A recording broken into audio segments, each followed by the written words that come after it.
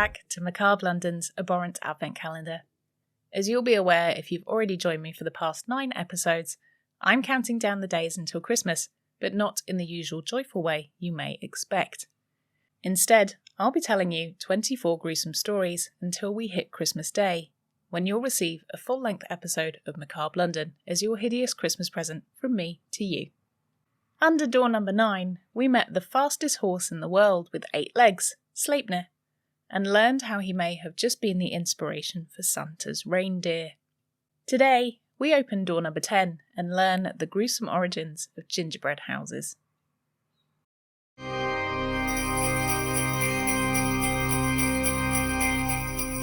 Ho, ho, ho. When visiting Christmas markets, it's impossible to escape the stands packed to the rafters full of Lebkuchen, gingerbread biscuits that have been coated in a sweet glaze or smothered in thick chocolate.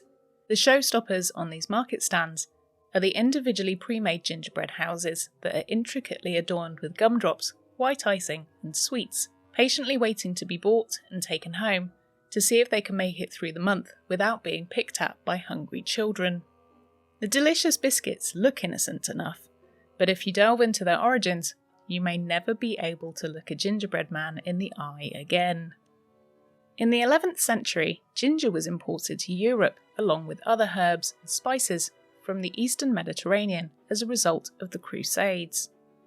After some experiments, the Europeans noticed that bread kept for longer if they baked in ginger, and along with other spices such as nutmeg and cloves, they found that these extra additions, apart from making their food taste nicer, also elongated its shelf life past its usual short expiry date.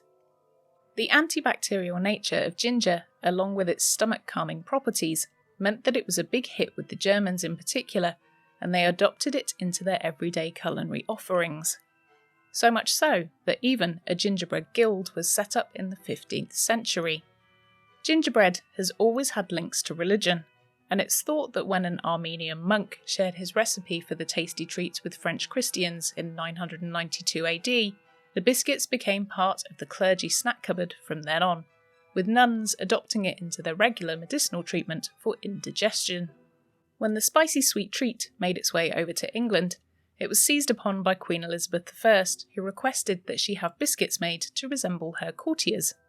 I'd like to think that she would bite the heads off the doppelganger desserts in front of the replicated nobleman, but I couldn't find any documented evidence of this, so we'll just have to assume that wasn't the case, even though I like to think it was just missed out of the history books. However, for Elizabeth, her love of the sweeter recipe than we have today made her teeth decay and start to go black.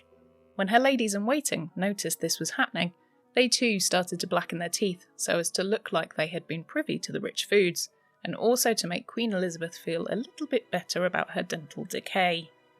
There must be something in the name, as even today, Queen Elizabeth II still has reams of gingerbread made for the festive season, and adorns her Christmas trees with handmade biscuits. As gingerbread became more of an art, there were tools made specifically for the job. Intricate gingerbread moulds were made from wood in all shapes and sizes, and soon any big event, such as a wedding, had a spicy sweet accompaniment in the shape of the people involved. The biscuits were even used as bribes to curry favour. In the Holy Roman Empire, Frederick III found he was becoming increasingly disliked by the local townsfolk, and so to win their favour, he had huge gingerbreads made and distributed to 4,000 households in order to appease them. The bribes worked, and his subjects stopped grumbling about him.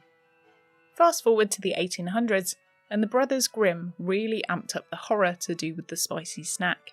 In their 1812 fairy tale, Hansel and Gretel, the 2 abandoned children stumble across a house in the woods which is made of bread. Starving, they begin eating it. The lady who lives in the house tempts them inside with further promises of an unending delicious buffet, but instead traps the children before revealing she's a witch and she's going to fatten them up before eating them. Luckily, the children manage to outsmart the witch and shove her into the fire, but not before they've scoffed down some of her tasty house. It wasn't until later that the story in print was changed to gingerbread to reflect the art of the gingerbread houses that were springing up across the festive period as a direct nod to the fairy tale. The tale is said to be derived from the European famine of 1315, when over 25% of the population died as a result of failed crops. During the peak of the famine, mothers would abandon their children so as to not starve themselves. As a result of this joyous tale, the Germans started making gingerbread houses and decorating them, incorporating the vast amounts of honey that was produced in the surrounding region. The combination of the naturally antibacterial honey along with the ginger meant the food was seen as a cure-all, and as it seemingly had a positive effect on anyone suffering with a cold, the food became a seasonal affair.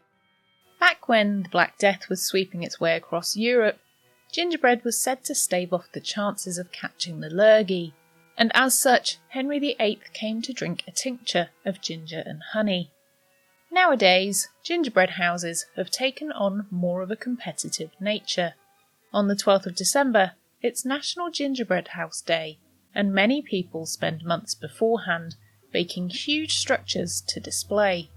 The Guinness World Record for the largest gingerbread house is held by Traditions House, a Texan golf club who built a 60-foot long and 40-foot wide house as their Santa's grotto in order to raise money to help a local hospital. Luckily, the 10-foot tall structure didn't have any hungry witches lurking inside, as otherwise the visiting children may have been in for a shock.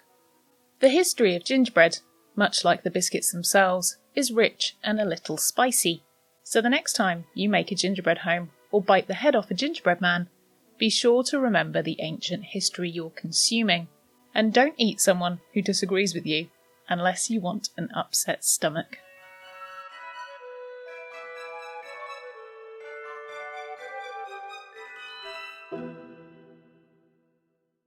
Thank you for joining me for door number 10 of the Macabre London Abhorrent Advent Calendar. I know you'll all be dying to make Queen Elizabeth II's gingerbread recipe, so I've popped a link in the description for anyone who may want to give it a go. And if you do, be sure to tag me in on Instagram at Macabre London Podcast so I can see what you've made. I'll be back tomorrow with door number 11, so make sure you join me then. Please like, comment, rate, review, share and subscribe on whatever platform you're enjoying this on, and come and say hi on my social media. And don't forget to tell your friends if you think they'd enjoy the Advent Calendar. If you'd like to help support the show, then you can do so by signing up to my Patreon, buying a gift from the Amazon wishlist, or making a one-off donation via the Acast supporter link. The links for all of these are in the show notes and description. And a big thank you to all of our patrons. Thanks for joining me. I've been Nikki Druce, and I'll see you for door number 11 tomorrow.